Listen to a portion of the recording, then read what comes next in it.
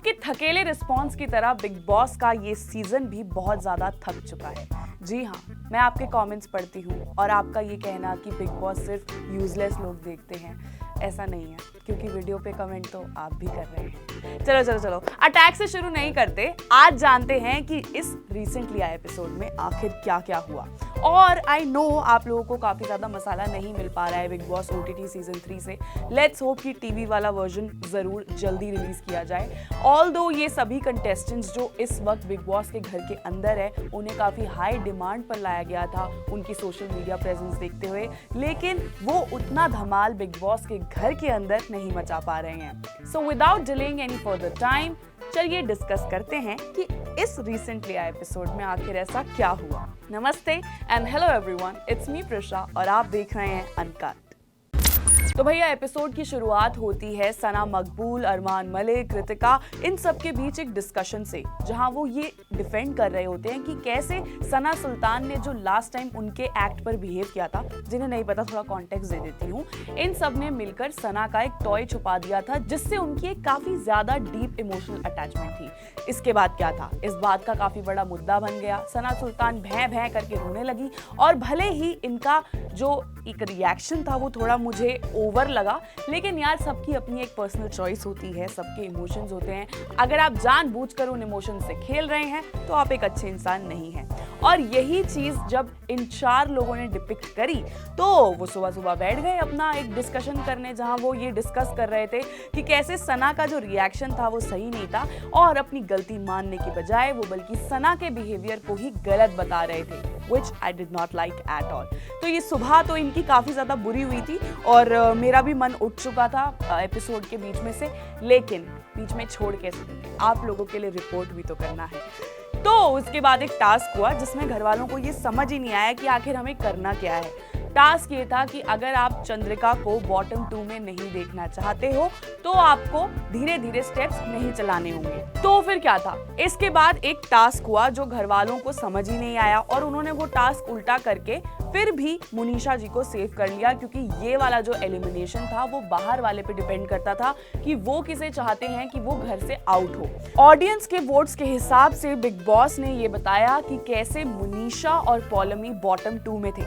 I feel vada pav girl जो घर के बाहर बहुत ज्यादा फेमस हैं लेकिन अंदर जाके थोड़ी ठंडी पड़ गई हैं, उन्हें बॉटम 3 में स्पेशली इसलिए रखा गया था ताकि वो थोड़ा रियलाइज कर लें कि वो उतनी भी फेमस नहीं है जितना वो सोच रही हैं। क्योंकि एक कॉन्वर्सेशन में ये भी हमने कृतिका से सुना कि vada pav girl was the most demanded contestant on Bigg Boss, और ये आप सब ही थे जो उन्हें घर के अंदर देखना चाहते थे, उनका एक रूप देखना चाहते थे। देखिए, मैं ये नहीं कह रही हूँ कि लड़ाई झगड़ा करने से ही आपको फुटेज मिलेगी, लेकिन अपना एक ओपिनियन सामने रखना वो तो बहुत जरूरी है ना। लेकिन चंद्रिका दीक्षित गेरा इस वक्त घर में कुछ नहीं कर रही हैं, वो सिर्फ शिवानी की बड़ी बहन बन के बस बैठी हुई हैं और उनका खास मुद्दों में ओपिनियन भी नहीं होता है, और जो होता है वो सिर्फ खुद के लिए एक सिंपैथी लेने के लिए होता है। खैर, इस सब खिचड़ी के बाद पौलमी को फाइनली एविक्ट कर दिया गया, जो बिल्कुल भी सही नहीं था।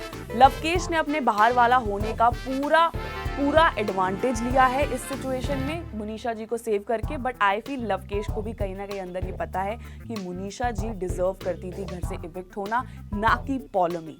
लेकिन खैर, जैसे जिसकी किस्मत, आज नहीं तो कल पौलमी को भी जाना ही था, और वैसा ही अप्लाई होता है मुनीषा जी पर, जो इस हफ्ते तो बच गई और उससे पिछले हफ्ते भी बच गई थी, लेकिन अगले हफ्ते इनका निकलना तय है। फिर अगर बात करें घर के एंटरटेनमेंट फैक्टर की, तो इस एपिसोड में आज सच कुछ एंटरटेनिंग नहीं था एक्सेप्ट फॉर रणवीर मिमिक्री, जो सही थी, लेकिन कहीं ना कहीं वो फालतू में लवकेश को टॉलरेट कर रहे थे। हम समझ सकते हैं कि सबका एक पेशेंस लेवल होता है, लेकिन रणवीर ने वो लूज करना शुरू कर दिया है। और साथ ही जिस तरह से सना सुल्तान नेजी को लेके थोड़ा पॉसेसिव हो रही थी कि कैसे वही उनको बमाए बुलाए, बमाए ही होता है, हाँ भाई, नेजी एक ऐसा पहला लड़का है घर के अंदर जो खुद को बड़ा भाई बुलवाने के लिए सबके बीच में एक कोऑर्डिनेशन बिठा रहा है। मतलब सना मकबूल ने नेजी से कहा कि मुझे पसंद नहीं आता जब तुम्हें कोई और बमाए बुलाए, क्योंकि वो मेरा और तुम्हारा वर्ड है। तो बस इसी चीज को लेकर वो पहुंच गए साईं केतन और सना सुल्तान के पास, जहां उन्होंने उन लोगों से ये कहा कि सुनो, तुम मुझे बमाए मत बुलाया करो क्योंकि सना मकबूल को पसंद नहीं है, और अगर तुम्हें बुलाना है तो पर्सनली बुलाया करो।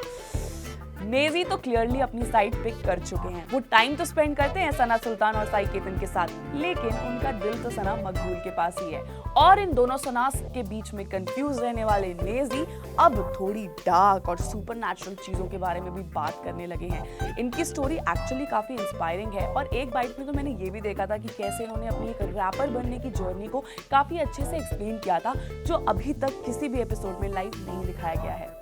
आपको ये एपिसोड कैसा लगा और आपको क्या लगता है, क्या पॉलिमी का बाहर जाना वाज फेयर? मुझे कमेंट सेक्शन में जरूर बताएं। साथ ही इस वक्त आपका फेवरेट घरवाला कौन है मुझे जरूर बताना, क्योंकि I watch all your comments.